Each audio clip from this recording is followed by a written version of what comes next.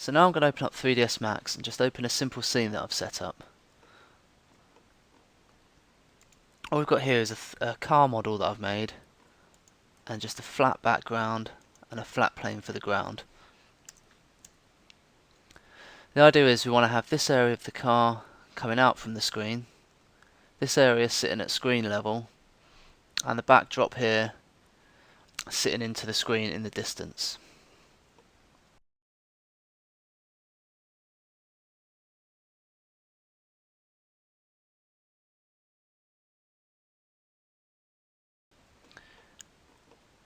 Okay, the first thing to make sure is we've got our units set up to inches. So go to Unit Setup and just make sure these two settings say inches. The reason this is important is because we need to do a bunch of calculations later. And if we have it set to inches, it will make things a lot easier. Okay, so if I just put two cameras in our scene,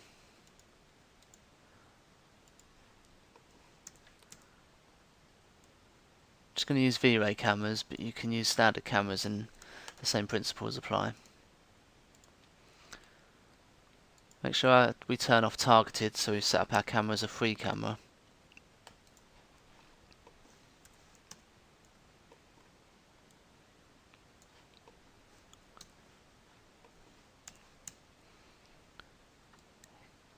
Okay, and just adjust the camera so that our object is in the center of the scene.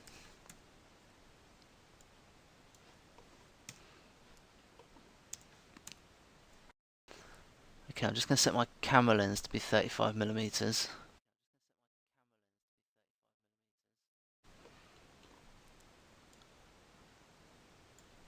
And I'm just going to set my target distance to be 350 inches. So the target distance is represented by this line, and that's where our convergence point is going to be, so that point there is going to be screen level. Okay, next we just copy the camera to the left and the right.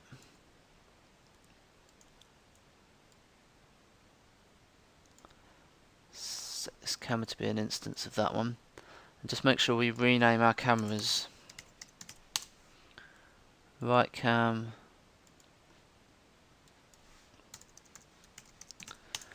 left cam, and just call this one main cam. If we just link both of these cameras to our main camera, then whenever we move our main camera around, the other two cameras will follow it.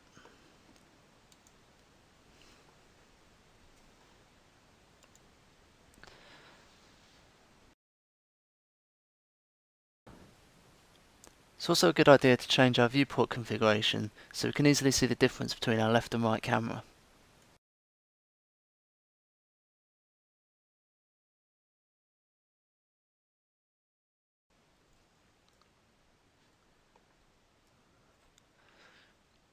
So as you can see here, there's a huge difference between our two cameras, which means the distance apart our cameras are isn't correct.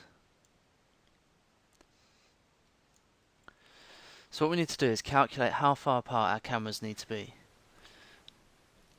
To do this, we need to take our convergence plane distance, which we know in my scene is 350 inches. This is the target distance of the camera that we set up earlier. We then need to times this by our eye separation distance, which on average is 2.4 inches, and then divide this by the viewer distance, which is how far someone will be away from the screen that they'll be watching the animation from. In my case, I'll be watching this on a 47-inch flat screen, and the viewer will be about 60 inches away from the screen. For my scene, this would be 350 times 2.4 divided by 60, giving a total of 14 inches. Can now go back to Max. If we just select our main camera, make sure this is set to 0 in the x-axis, and just make sure each camera is set to being 7 inches away,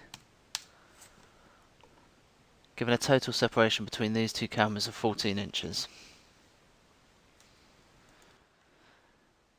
As we're using a parallel camera setup, our cameras are continuously looking off into the distance, so at the moment our convergence point is set to being infinity. Obviously we want the point where our two cameras to meet to be at this level. So to do this, if we just select one of our cameras and just stop it from being an instance, and then just make sure show cone is set to always. Because if we set it to never, then you won't be able to see the cone of the camera that's not selected. The reason we need to see the cone of the camera that's not selected is so that we can line up their convergence points. There'll be a similar setting for this for standard cameras. And then we want to just adjust our horizontal offset.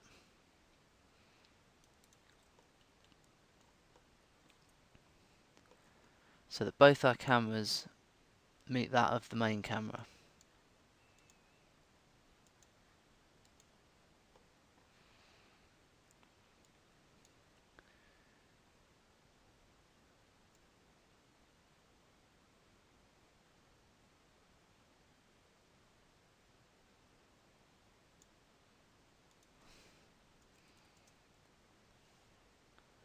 So that should be around 0.025.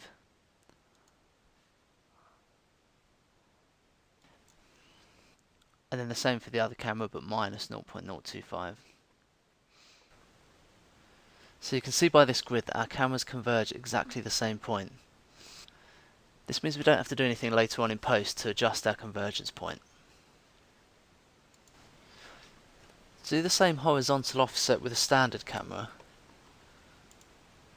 you just need to apply skew to the camera. So if you have a free camera in your scene,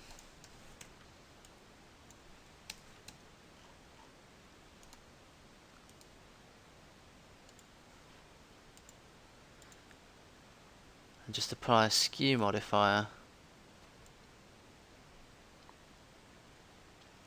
you can just change the amount like this in whatever skew axis you want, and it'll do exactly the same thing.